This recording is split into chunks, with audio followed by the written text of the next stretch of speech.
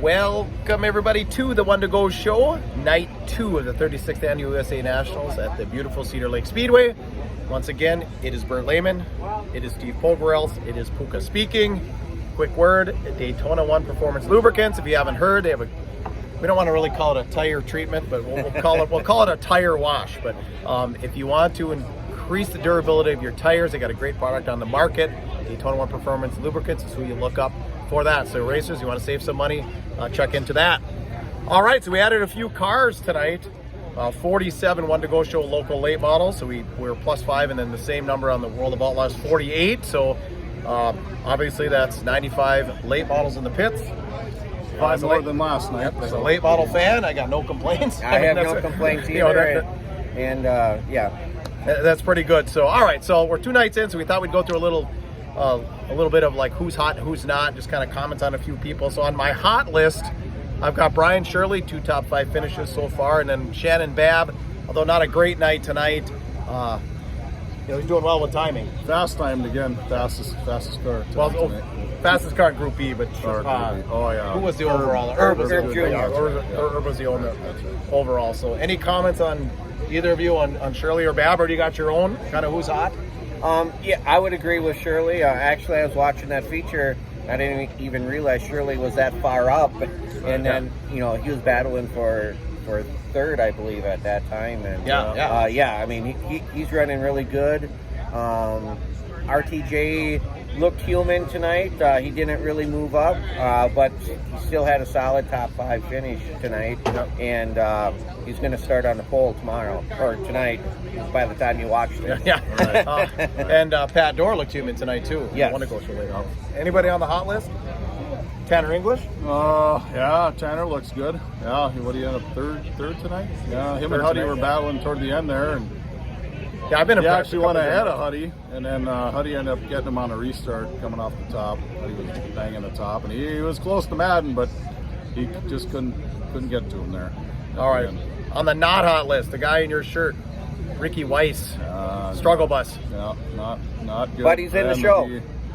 He is in the show? Well, because he finished second in the Fans Fund race. Well, he still has a chance. You're right, because RTJ qualified, so RTJ he's in the show. Starts on the pin tomorrow, so yep.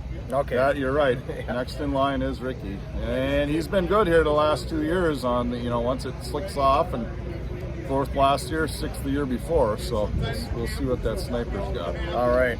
Ashton Winger, racing hard, but seems to be getting nowhere. Well, I was surprised because, I mean, when you think of Ashton Winger, you think of him, riding the cushion.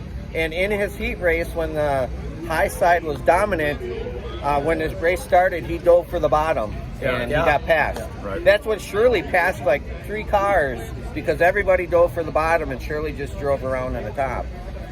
And one of the reasons I bring up Winger is because, was it 2 years ago, or was it even? No, I think it was 2 years ago, maybe the COVID year. He won the rained out. So this track's a lot like Sonoya, Georgia, which is his home track. I mean, it's a tight, high banked, even with yellow walls. But yeah, definitely on the struggle bus.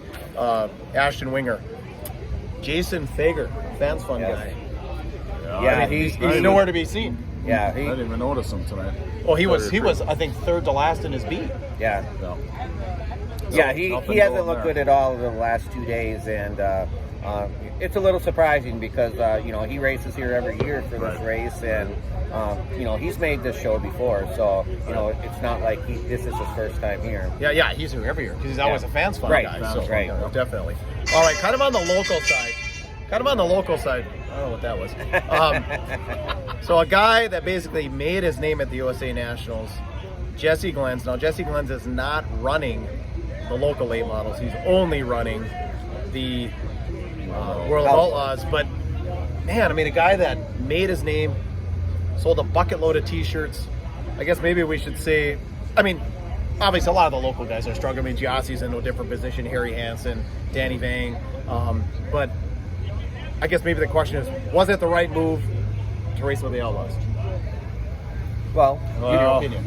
I mean, you could ask that question for quite a few drivers, not just Glenn. I mean, AJ Demo, he's just racing with Outlaws, didn't make the show either time. We kind of question Nick Avelink's decision to do that. He did make the show tonight. But yeah, I mean, to be truthful, Jesse Glenn's just hasn't been the same since he switched chassis mid-year when he had that altercation with Mars. Right. Yep. Okay, the one thing the defense to Jesse Glenn's is Thursday night, you can run the open motor. Friday tonight, the open motor. Tomorrow, the open motor. Then they go to Superior. Monday, you can run the open motor. Then back to Menominee, the XR Series Monday night. Then the Working Man Series in Menominee on Tuesday. So that's what I'm thinking. Maybe that's the Harry Hansen. Maybe that's the Danny Vang. I don't know what Nick's plans. I talked to Nick. I don't know if he's going. I don't think he's going to Superior, but I did talk to Nick last night after the races, and he is racing an open motor. And he said he's only racing the Outlaws because if something would happen during the heat races of the local program, that it would really impact his chances of making the feature for the Outlaws. Yeah. So, but I asked him if he was going to race Saturday night in both, and he said probably. So if I were a betting man, I'd say he'll be racing in both. He'll race in his Consi tomorrow in the Outlaws, but he'll also race the local program. Yeah. Hedges bet a little bit. It's not confirmed, but that would be my bet if I was a betting man. Okay. Anyone else you want a hot or cold? Either of you. A shout out to Justin Ritchie, Eastern Wisconsin driver that I talk about sometimes. He finished second in his heat race, right? Yep. And started on the pole. No, I think he won his heat. He won his heat. Okay, he won it. That's right. Yeah. The Outlaws, they interview the second place driver, but the locals, they interview the winner. Place, yeah, he won his heat race, started on the outside front row in the feature, and I believe he finished sixth at the end. Yeah, so he shout ran out to second him. there, though. After that second caution, he was right there. Yep. I mean, you did good. All right, let's stick to the One to Go Show local late model. So a dominating performance, Team Canada. Shane Edgington, he been down, he interviewed tonight.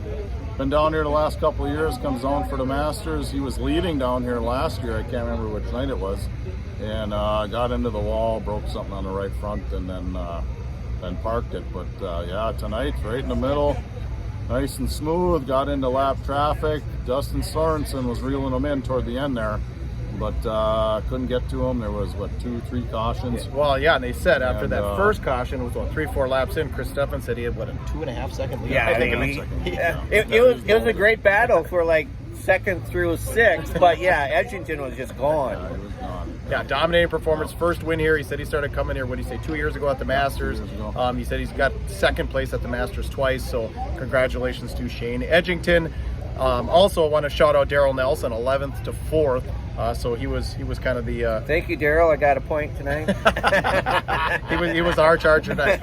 All right. So speaking of domination, Chris Madden. I said it after the heat race. He dominated in his heat. He was rolling the middle, and I looked at you guys and said that's the way you win a 100-lap race. Yep. Tonight's That's race, what I was thinking too. Tonight's race was only 25 laps, Yep. but Huddy was fast.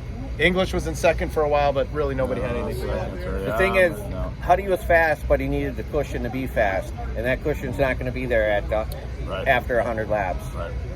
Yeah, so like we said, let me shout out the B1 Bomber was the hard charger tonight, 22nd to 11th, so congratulations to the B1 Bomber. So tomorrow night, to set this up on the pole, Ricky Thornton Jr., you hear that? Could be a boring night. Number one driver in the country, starting on the pole, 100-lap race. Thoughts? Well, RTJ was my pick from the get-go, and he's going to be tough from the pole. Hudson O'Neal starting on the outside front row, so I wouldn't be shocked if Huddy gets the early lead, because RTJ I think he saves his equipment. Oh, like last weekend. For the first 50, he's kind of hung around and put in an overdrive. The clean air is an advantage, but when you're leading, you're kind of a sitting duck. Once you get the lap traffic, it's a whole different ballgame. And they haven't done any farming yet the first 2 nights, but I would expect them to. I'm assuming they're going to farm before the feature, so it's going to be a fast track for the first 30 to 40 laps for sure. So here's another person that's on the not hot list a little bit just because he is who he is, but Superman. Causing his own caution tonight, but I think he's in. Yeah, he's in. He's in, Yeah. but for Jonathan Davenport standards, Just Won the kind of last lukewarm. two- Yeah, last he's 2 won- years. Right. Well, won the last 2 years, and he's really Yeah. has. I mean, I don't even know where he finished in his heat. I mean, he didn't make any noise. He hasn't made any He noise. finished third in his heat. Okay. He barely qualified for. I mean, he didn't have to go through a consi because Right. he qualified Yeah, through the heat race. third, yep. Okay. Yep. But I mean, he was borderline on finishing fourth in his heat race. Yeah. So again, 95 cars. That's kind of the theme. Excellent night. Like I said, Ryan Ale, this is the place to be. You want the best east, west, north, south. This seems to be the place. Like I said, we picked up Yeah, more two drivers, yep. western Minnesota guys. It's been great. So any closing comments? Closing comment: if you haven't been here yet, but you're coming to the final night of the show, if you don't have any goggles, go buy some. Bring them. It was dirty tonight. It was dirty Yeah. from the get-go. Well, yeah, east wind didn't help Yeah. us. Now, those on the back stretch was probably clean. Very those true, on the very front true. stretch. It's still blowing right now. Big fireworks show. Yep, fireworks were good. Just a shout out to Jeff and Dan from the Dirt Podcast. Listen to you guys weekly. Jeff, I think, is working or racing tomorrow night, Saturday in Alex. So I don't Dan know. should I'm be sure here. they may be watching on Dirt Vision. I'm sure they are. But shout out to those guys. Yeah, great job. All right, so that's it for night 2, 36th Annual USA Nationals from here at the Cedar Lake Speedway. Catch us on the next video. We'll have some commentary tomorrow night after the races. Thank you.